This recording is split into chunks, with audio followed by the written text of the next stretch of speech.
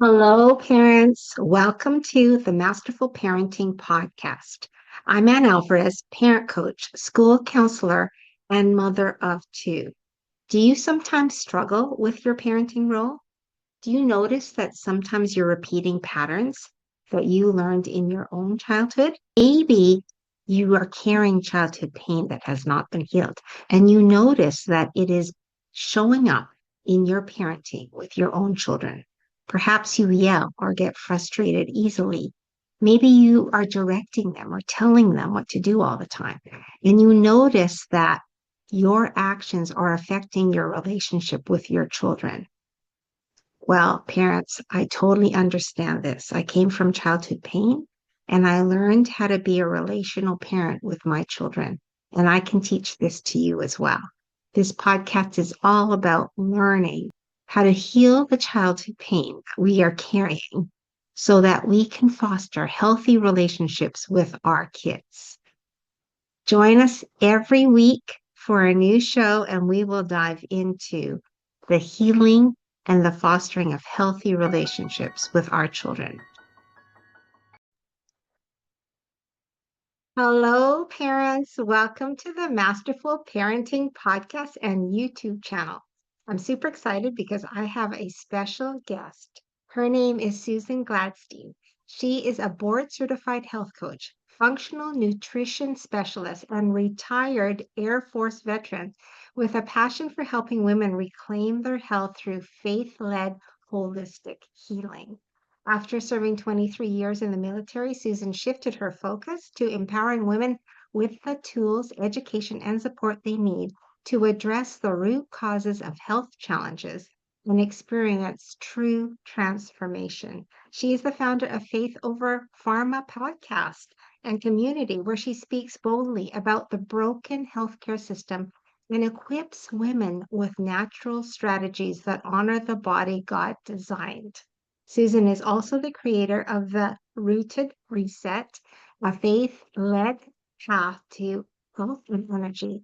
And she hosts transformational retreats in Costa Rica for women ready to reset, restore, and step into their God given potential. Wow, it's so exciting. Thank Awesome. you. Thank you so much, Susan. All right, let's get into this.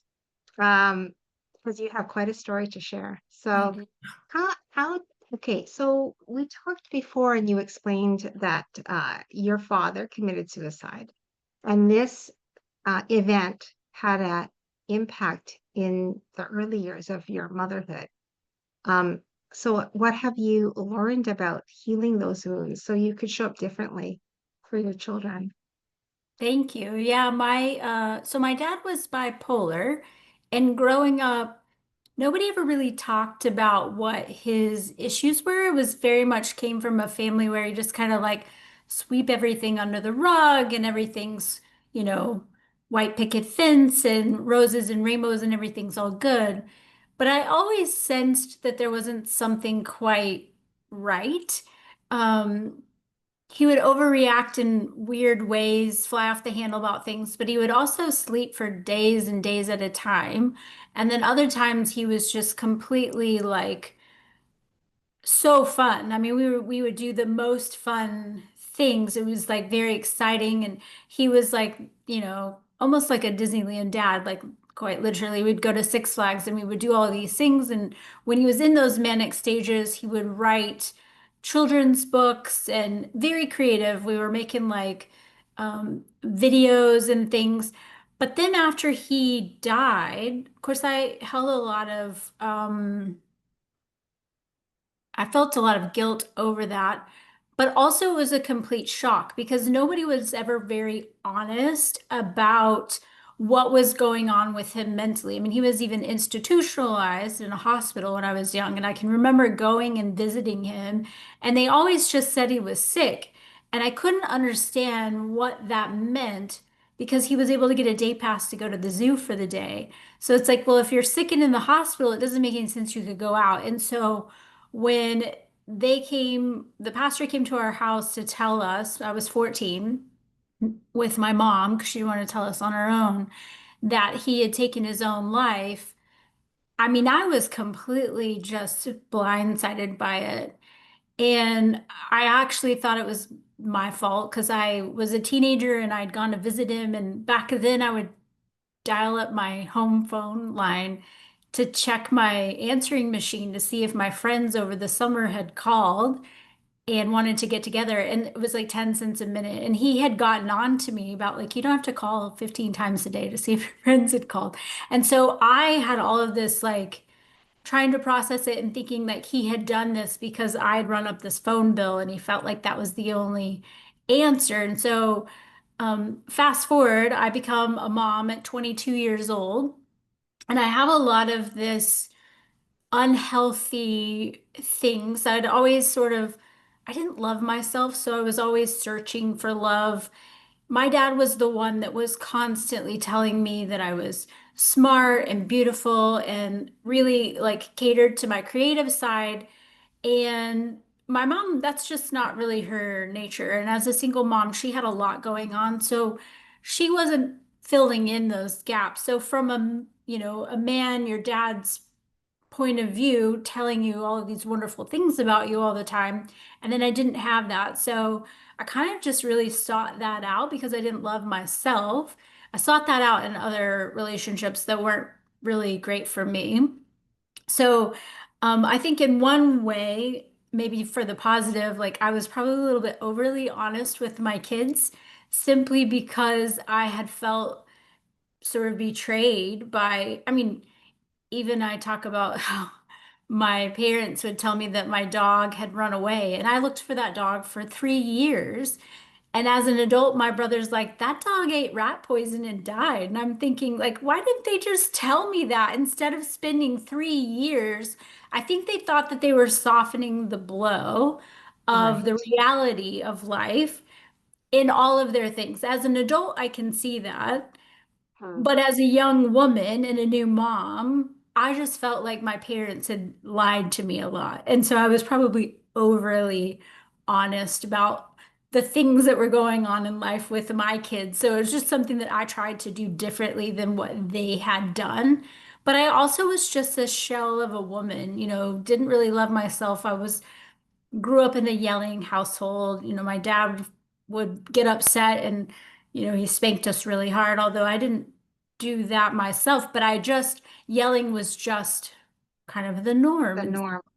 Yeah. I did that a lot with my kids. And looking back now, I've since learned that there are different ways to parent than just yelling when you're Yes. upset, right? And I have a Right. very sensitive my older son is very sensitive to that. So there was a lot of, I don't know, back and forth or trauma that probably just, he's had a lot of noise sensitivities and things. And so that my escalating of my behavior never helped his behavior. And so it wasn't until he was older that I learned to model better ways of coping than just, blowing up and Hmm. yelling or fighting or whatever. Right. It's really challenging because uh, we we we parent the way we were parented because that's what we learned. That's what we knew, and we didn't know that there was another way, right? And then once you stop and say, okay, hold on a second, this isn't actually healthy for my family. And when I remember how I felt when I was yelled at, didn't feel good, right? So that's when it's the awareness, I think, is the key to changing what you grew up with, right? But Mhm. our lives are very, very parallel, very similar in that I had father issues as well. And my dad had mental illness as well. Um, and so I can relate to the instability that that causes in a home when you don't know which dad's going to show up. I have the same thing with my mom. My mom, um, I would consider her bipolar, although she has not been like formally diagnosed. And she's 86 now and she's on medication. And it seems to be helping a lot with our relationship and with her mood. But growing up, I'm the same as you. I didn't know which parent is going to show up today. Is it going to be the kind, loving parent or is it going to be the angry? parent, right? That yells at you and you're not doing anything right.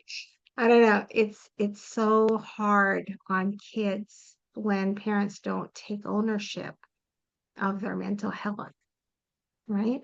And then do Hmm. you know anything about your father's background? Did he have um trauma in his uh childhood? Perhaps, but that wasn't anything any of my that, his side of the family, it was all just very roses and rainbows and not anything would ever come up that it was anything more than just perfect. Yeah. So Yeah. it's possible, but nobody, They don't not, talk about that. no. They don't talk about those things, right? So that's the challenge of it is not really knowing where it all came from, right? Hmm. So like because okay, so you learned like you're a mom in your 20s, you're young, you're figuring yourself out. You don't have great self-esteem at that age, and you're looking for love. You're looking to be loved, right? Yep. And so, but then you start to like, you're on this journey, you start to understand like maybe some of those things, or maybe process some of what you grew up with, right? And then that's when the transformation begins, the healing and transformation begins, right? Um, so maybe talk about that a little bit. How did you heal that?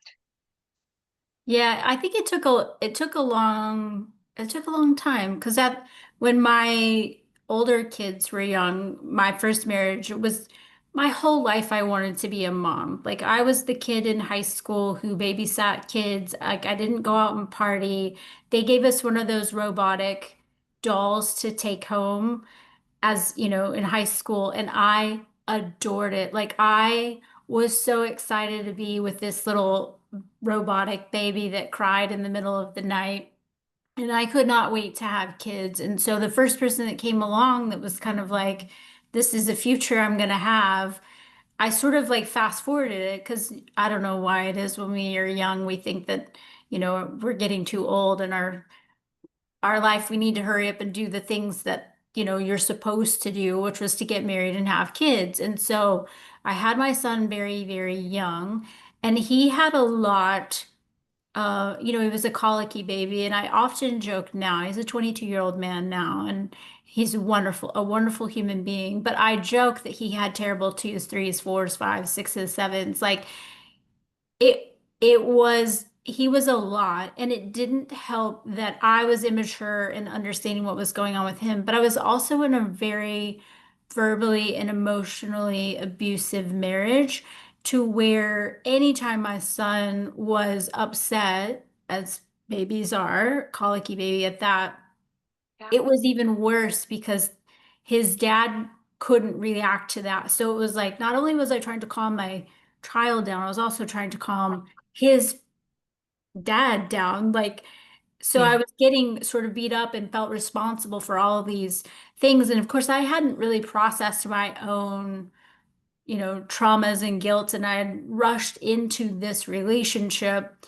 And fast forward in 2019, I was getting ready to deploy to the Middle East, and my husband and I got remarried, and my husband and I had been married about 9 years, and I felt like I wasn't done. My kids were 2 and 5 when my current husband and I met, and he had 3 boys, and we felt like, well, 5 kids is enough, and so we decided 9 years into our marriage that I wanted to adopt, and he was like, well, why wouldn't we just have one of our own?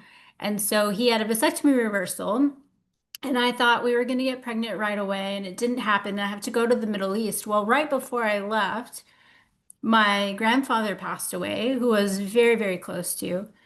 And my stepdad, who basically had raised me, my parents started dating when I was in the 6th grade, and they got married when I was in the 8th grade. So he was a huge part of stepping in after my own dad had died when I was 14, and just really shaped the woman that I had become. And he suddenly passed away. And one funeral was Friday, one was Saturday, and I left for 6 months that Sunday. And I was angry because all I wanted was a baby. And now the Lord's taken two of my most dear father figures from me and sent me off to be away from the people I love most. Everybody else's life was continuing on, and I felt like I was at a standstill. And I actually just had to make the choice to lean into that pain. And that was really where it kind of all unraveled, where I processed through, I like relived the grief of my dad and losing my stepdad. It brought up a lot of that stuff that at 14 I never was equipped to deal with. And just really understanding and appreciating what they had given me, but then also learning to really just love myself. And I will say that in that process of, deploying for 6 months and then the 2 years that it took to actually have my the baby that I so desperately wanted with my husband, and the fact that she is so a mini me has been so healing to me because when I look at her, all I see is me as a little girl, and I can only see her with so much love. So, in so many ways, I've gone back to that little girl who so desperately wanted to be loved by a dad who left and abandoned her. But instead, all I see is God's love for me Wow. through her eyes. And I'm experiencing life through her eyes and seeing how my husband and her are interacting with one another. It's been so healing. So, I wouldn't say like, I mean, it's an ongoing process. My daughter's now 4. So it's like Yes. it's an ongoing process, and I'm learning a lot more about myself. And there's a lot of things from when I was little that I just sort of um I don't know. I think the Lord like takes it away from us, maybe it's just a, coping mechanism, but there's so many parts of my life that have started like memories that I have that come back when I was small that have been just so restorative and healing because I see it so differently from this space than I did at the time where my world was crumbling and I just wanted to please everybody to where now it's Yes. like I'm a healed person and I can look back on that just with so much love. That's powerful. So you were a mom in your 20s, and now again a mom in your 40s. Yes. So, like, what shifted for you in terms of like perspective, healing, and the way you approach motherhood now? Yeah, people always say like I couldn't do it. I couldn't start all over in my 40s like, and even people will give my husband a hard time like like all your kids are out of the house. Why would you do this? You're close to retirement. And I retired from the military last year, so it is I have the beauty of starting over. And now when people see me with my younger kids, they say, "Oh, enjoy it while it lasts." And I'm like, "Oh, I know." Because my other kids are 19 and 22, they don't need me anymore. And I joke about that a lot that when my kids got to the point that they didn't need me anymore, I just started over. And but it has been so healing and restorative, but also so much better because I am healed in a lot of ways. I'm healthier physically, mentally, spiritually, emotionally, all the things that like I'm really much more present. Obviously, I'm retired and I homeschool now. So much of my kids' life I missed out because of work, because of deployments, because of, splitting and having a blended family. But now it's like I'm just so much more present and grateful. And even in those times where, when I was 20, things that would frustrate me about like being up in the middle of the night and missing sleep, I just cherish them because I know they don't last long. And everybody always tells you that. And when you're young, you can't really value that time goes by quickly and Yes. that your kids will one day not need you anymore, which is a whole other weird thing to go through when they're just living their own lives and you have no say over what they're doing. Like all stages, I think, of parenthood bring their challenges because people are like, oh, I can't wait till they're, Yes. out of this Always the stage. next stage. Yes. but every stage has its blessings and its, Yes, challenges. So I yes. would definitely say that I feel very fortunate to sort of get a redo and being able to just parent from a different space, but also my kids see me parenting my younger kids from a different space. And hopefully that's also very healing to them because Yes. maybe they don't remember a lot of how things were because there's still a lot of trauma there with their dad, but then they see me interacting with their little brother and sister, and that maybe that's also, I hope so anyway. Yeah, yeah, because if they see that side of you, a different woman, a different mother, right? I actually Hmm. think that's going to be so good for them, to see that. Hmm.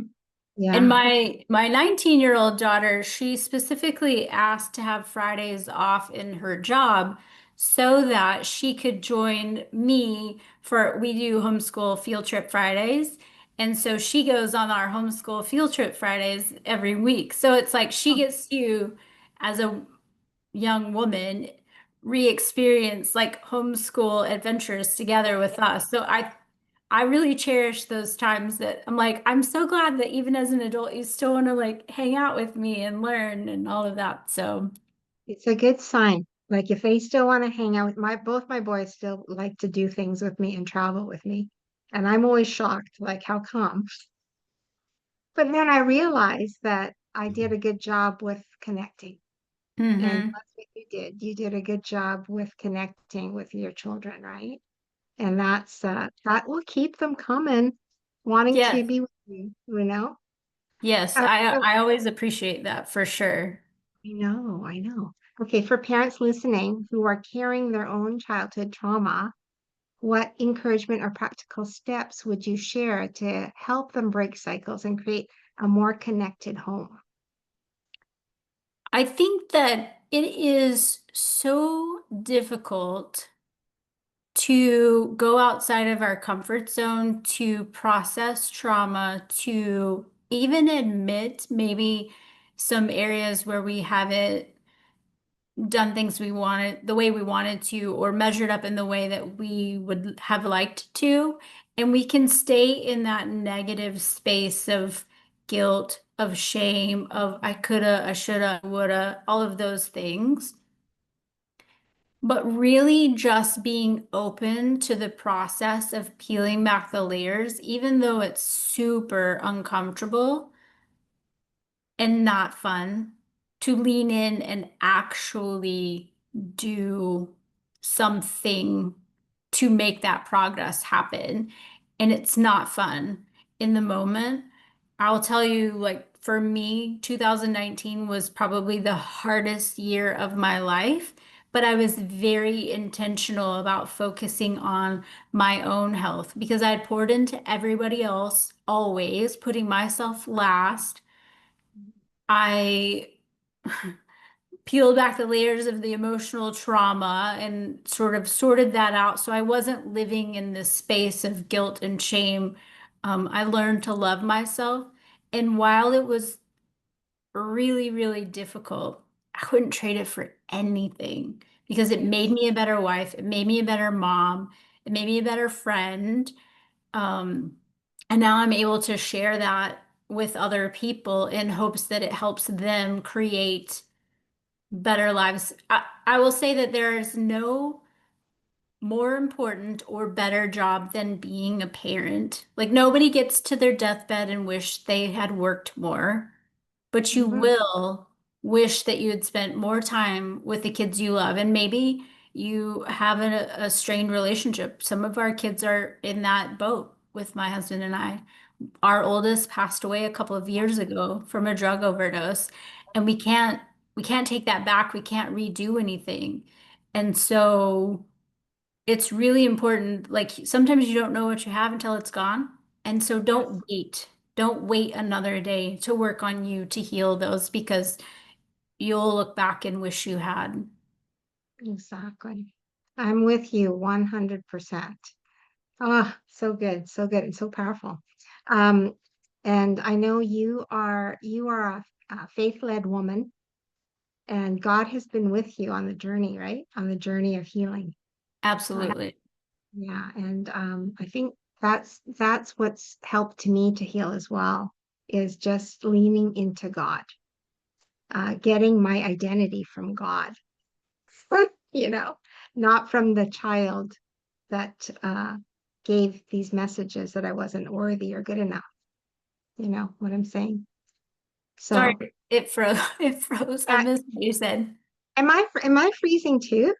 It did just then. Sorry. Oh, yeah, just saying that God's a big factor in my healing journey as well, and in shifting the idea of my identity, loving Absolutely. loving myself more, Mm-hmm. seeing, seeing myself the way God sees me, you know? Amen to that. Yes, yes. Oh, so good. Okay, I'm just going to do a little recap, and then I'm going to get you to share how parents can find you. Okay, so Susan was sharing her really traumatic childhood, losing her dad at the age of 14, and that impacted her relationship on being in an unhealthy marriage and also in her mother and repeating some of the patterns that she grew up with, the yelling, realizing it wasn't good and it wasn't healthy and wanting to change that. And then she got a second chance at motherhood in her 40s and was able to work on herself and her healing journey so that she could show up differently for her kids and be a role model for her older kids to show them really this is the way to be as a mom. And she shared how important it is to love ourselves because loving ourselves makes us better, makes our lives better, and makes us better parents. And Susan also shared, which I totally agree with, that we have a window of time with our kids. And so we have to use that time. That time that we have with them is so precious. And we need to use that time and not live with regret. Because when we are on our deathbeds, we're not going to wish we worked more. We're going to wish we spent more time with our family. So I think I recapped that well. Did I? Yes, yes. Very good. All right, Susan, please share how parents can know more about you, where they can find you, anything you want to share. Awesome. So obviously I host my podcast is Faith Over Pharma. You can find it anywhere you get your podcast. Also, my website is susangladstein.com. I have a Substack community that you can get to through there where I share lots more tips and tricks on holistic healing. And obviously, for women listening who are always pouring into everyone else and putting themselves on the last of the to-do list, I host wellness retreats in Costa Rica. The next one will be in July of next year. You can find information on my website as well. And on Instagram, I'm at Coach Susan Gladstein. Wow, so great. Thank you so much, Susan, for sharing your story, your journey, and what you've learned about healing and motherhood. Thank Thank you. much. All right. Thank you, parents, for joining today. I hope you got a lot of value from the show, and we will see you next time. Take care, everyone. Thank you, parents, for joining the show today. I hope it was valuable and that you have some useful tools to use with your children. If this show blessed you or changed you in any way, I would appreciate a review on my podcast, or subscribe to my YouTube channel, or perhaps you could even recommend our masterful parenting to your family and friends. Thank you so much, parents.